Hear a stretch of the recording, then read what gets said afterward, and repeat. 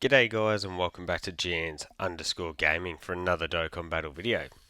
So for today's video here we're going to be going through what I think is the best hidden potential for the new Frieza, Super Saiyan 2 Gohan and the Vegeta that goes into Gogeta. So to do this I think the best way is just to look at their passives and their super attack effects. So we'll just quickly run through each unit, and then after we've run through them, we'll talk about what their best build is. So looking at this this Goku and Frieza, you can see we do have 50% attack and defense.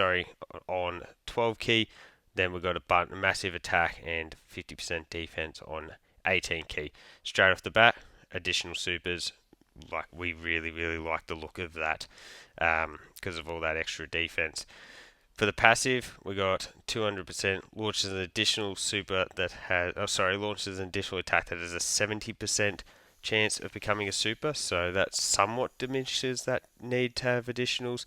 We give all reps of Universe 7 Battle of Fate category allies 77% support. That's crazy. Got the damage reduction. We've got when all allies are super class, we perform a crit, launches an additional super. So crit sort of wiped off the need there. Then when all units are extreme class, we launch 2 additional supers. So in terms of the Frieza aspect here, you can see we've got a number of additionals. We've got a number of, we've got potential to get crits.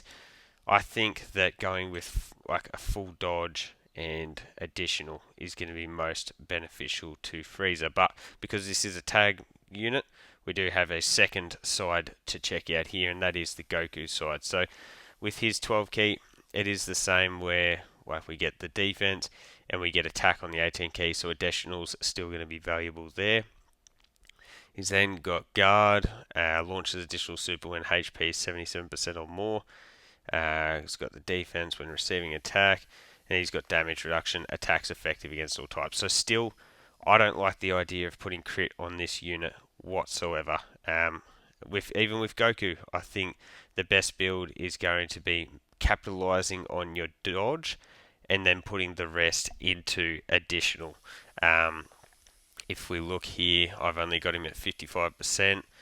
I think like a 20 dodge, like 25 dodge even, with the rest additional is going to be the way to go. I think that's going to get you the most value for this Frieza, because as we saw, we've got the crit inbuilt, super effective when you're in Goku, and then if you're just staying in Frieza, he's got a bunch of additionals, can get the crit built in. Yeah, I think dodge and then additionals is definitely going to be the way to go with him.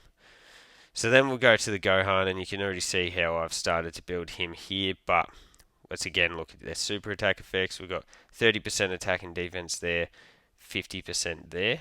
Again, additionals quite valuable from that. And then we've got the entrance animation when we've got full power, and that's where we get to launch additional supers for 2 turns. So automatically that means we're getting a ton of additionals. Does again diminish that need for us to go extremely high. Like, no need to go 20 plus additional for this guy. For the basic effect, we've got guard and damage reduction, and then you can see down the end here, starting from the 5th turn, performs crits when active skill or at 24 key. So to be honest, you can survive like 2 turns with this guy without crit. I think that completely negates the necessity to have any type of crit on this Gohan personally. And then as we can see here, we've got from the 5th turn, or when facing enemy whose 5th turn with Kamehameha ally or enemy whose HP is 89% or less, starting from the 5th turn, and we get massively raised attack, and we know that it's a guaranteed crit. So, as you can see, what I've done here with my singular dupe is I've gone a lot of dodge. I think going full dodge, much the same as Frieza, is going to be the way to go. Anything extra you've got is going to be going towards additional. He does have the damage reduction, so when we get the skill orbs, like defensive skill orbs, are going to be pretty effective for him, and I'm certainly going to be trying to get him as much dodge first and then additionals secondly. So then that brings us to the final and sort of most, I guess, in-depth, or I don't know, complex unit is probably the word. So for this Vegeta, in base, you see he's got the stacking attack and then raises defense for one turn, then greatly stacks attack, greatly raises defense for one turn on the 18 key, so additionals are going to be really valuable in that regard. For his passive, he's got, if we scroll through here, attacks are effective against all type, with pretty much any, if you're getting a super. If at 20 key, you launch an additional super, and then as the second or third attacker, you get an additional attack that has a 70% chance of becoming a super. So feels like I'm just rinsing and repeating here, but that means like the effective against all types diminishes the need for crit, and then all of these additionals diminishes the need for a lot of additional, like a crazy amount of additional is what I'm trying to say. So then we switch across to the tag Goku. For his 12 key, you can see we raise stack defense, and then 18 key we greatly stack defense, so additionals valuable in that regard. For his passive, we launch an additional attack that has a 70% chance of becoming a super. We've got 10% dodge with 10 or more key. At 20 or more key, you launch an additional super.